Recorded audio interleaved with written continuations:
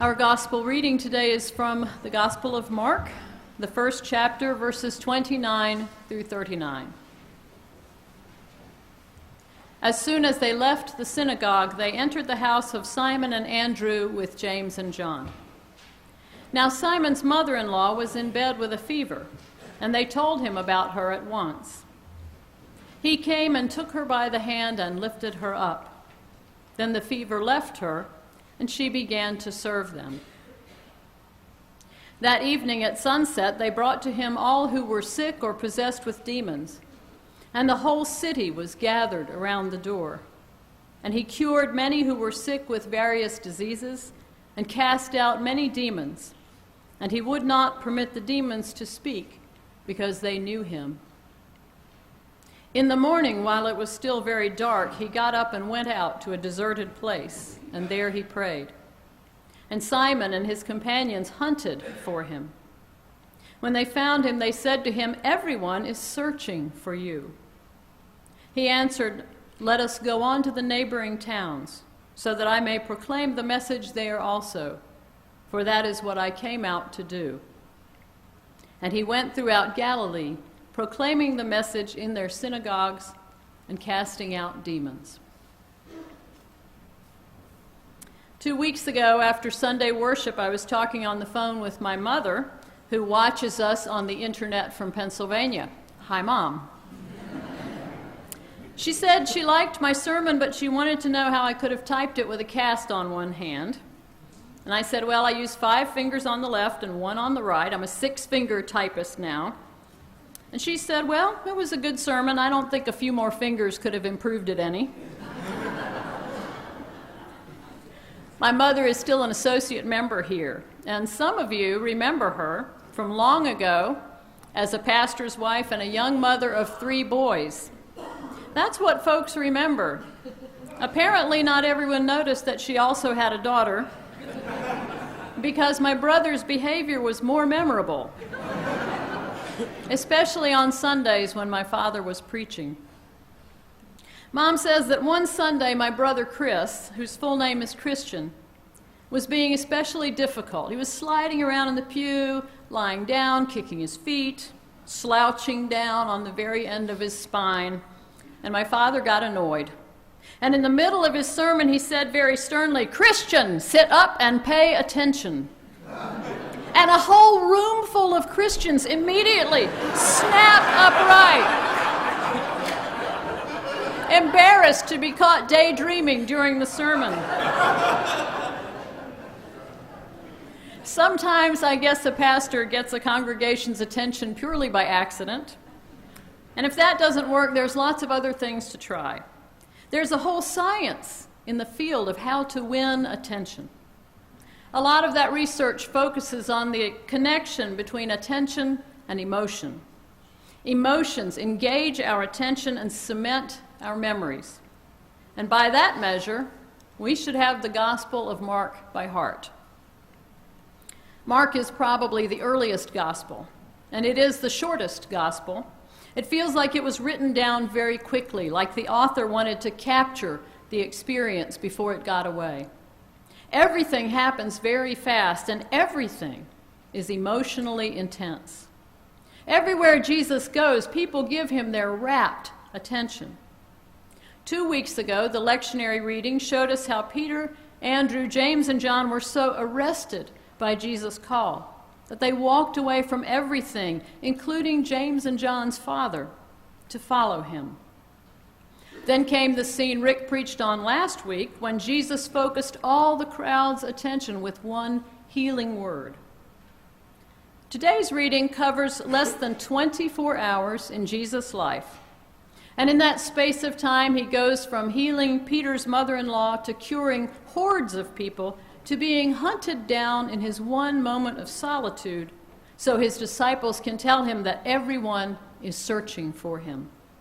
Clearly, within a very short time, Jesus has captured everyone's complete attention. Sometimes I wonder what that would feel like, to really give Jesus my complete attention. For that matter, these days we might wonder what it would feel like to give anything our complete attention. By all accounts, our attention is divided more and more every day because we have more things to pay attention to. Emails, cell phone calls, text messages. We can even buy televisions that have more than one screen so we can watch more than one football game at one time.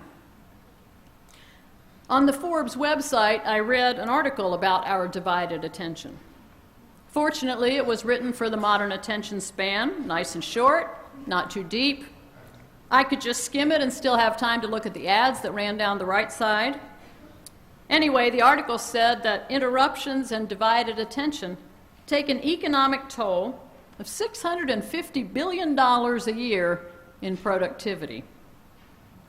Now, it's not surprising that a business magazine would put a price on attention. In an article in The New Yorker, a business professor calls attention one of three major fungible resources that we as individuals have. Fungible means exchangeable, something we can readily exchange for something else. We exchange an hour's work for an hour's wage, and then we exchange the wage for some good or service. Money and time are two of our fungible resources. The third is attention. And businesses will pay a lot of money in exchange for our attention. The same professor used Super Bowl ads to prove that the cost of our attention is skyrocketing. In 2010, the price of an American's attention, judging by a Super Bowl ad, was 6 cents per minute. By 2014, the rate had increased 20%, more than double inflation. Why? Because over those 4 years, our attention became so much more divided as the number of electronic devices grew. Now, because attention is so expensive these days, businesses have to snag it in a shorter and shorter time. And of course, it has long been known that emotion is key to grabbing our attention. Why do you think that puppy keeps showing up in those Budweiser ads? That marketers want to elicit our emotions is old news, but it's no longer enough.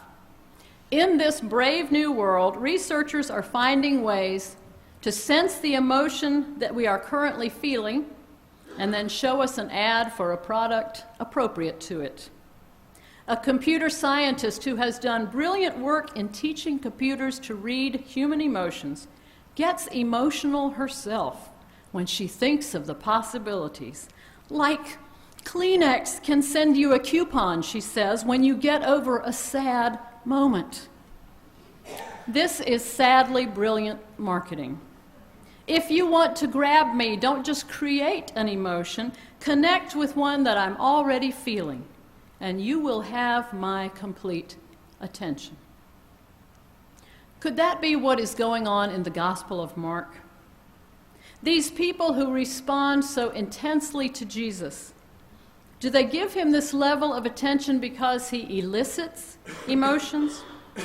Well, certainly his actions evoked enough fear or joy to get people's attention. But was evoking emotion sufficient? Possibly what drew people to Jesus was not the way he evoked new emotions, but the way he connected with the old ones. The fear or sadness or pain or hope that people were already carrying in their hearts. That kind of connection might make a fisherman leave his boat or even his father to follow. That is a connection that bespeaks Jesus' true authority, an authority that searches the heart. That is a connection that heals. In today's text, we see a great deal of healing with people crowded around the door, but it begins with one individual encounter. As soon as they left the synagogue, says the text, they entered the house of Simon and Andrew with James and John. Now Simon's mother-in-law was in bed with a fever, and they told him about her at once. He came and took her by the hand and lifted her up. Then the fever left her, and she began to serve them. Jesus came to her bedside, and whatever was wrong, whatever was making her ill, whatever she was feeling, he connected with her in that space. Imagine how that felt. Imagine the rapt attention on her face as he took her hand. In that space of complete attention, she found healing, and her response was to rise to service. You all know by now that I broke my wrist last month. After a couple of weeks, my first cast was removed. And even though I'd been warned that my arm would look pretty bad when the first cast came off, I was still unprepared. And I got a little scared because not only did my newly exposed hand look bent and weak, it also promptly began to hurt. As I was sitting there staring at it, an aide asked me what color I wanted for the second cast. He rattled off a list of about a dozen, but I wasn't listening. I was thinking, my hand hurts. I'm scared. Will it be okay? Which is how I wound up with this lime green cast. But besides the aide with the colors, there was also a man named Edwin. I don't know his job title, but his skill made it obvious he'd been doing this work for a long time. It was Edwin who managed to crack open my formidable plaster cast, and Edwin who was standing in front of me as I stared at my exposed hand. And when I confessed that my hand hurt, Edwin said simply, "I know." And he took my hand, and he very gently raised that bent claw, straightening it until it became my own right hand, straight and true. And as he did so, I felt a wonderful warmth, and my pain vanished. At that moment, you can imagine, Edwin had my complete attention. And probably even years from now, as the story of Simon's mother-in-law comes up again and again in the lectionary, I will think of Edwin. I think I'll remember how he connected with what I was feeling. How when I said it hurts, he simply answered, "I know." I will think about how he straightened my hand and my pain disappeared. And I'll also remember feeling relief and hope when I saw that my hand would soon return to doing things, like writing and lifting and playing music and even typing with all 10 fingers. Just like Simon's mother-in-law, I'll be ready to get up and serve. Being restored to health means being restored to service. That is a pretty good exchange for my attention. What does Jesus offer in exchange for our attention? Not a product. Jesus is not selling us anything. Look to the Gospels to see what he does with the attention of those who follow him. By connecting with them in their own emotional space, he wins their complete attention. See how completely he has won the attention of Simon and the others. When he slips out of the house in the pre-dawn hours, they hunt for him. They won't stop till they find him. And when they do, they find him at prayer. He teaches by example that their focus should be upward, worship of God. And then he tells them, "Let us go on to the neighboring towns," teaching that their focus should also be outward to the needs of humanity. By teaching an example, he tells them, attend to God with love and devotion, and attend to your neighbor with service. That is how you should spend your very valuable attention. 3 fungible resources: money, time, attention. Money and time are external. Attention comes from inside. When we pay attention, we are spending ourselves. Chillingly, the business professor I quoted earlier has said that of the 3 fungible resources, attention is the least explored, which means it is the next frontier for the economic powers who want you to spend for their benefit. The coming economy, says the New Yorker reporter, is an economy of the bartered self. The bartered self. How will we spend ourselves? Will we divide our God-given fungible resource of attention into smaller and smaller coins, spending it across multiple electronic platforms, trading our neurological activity for stuff?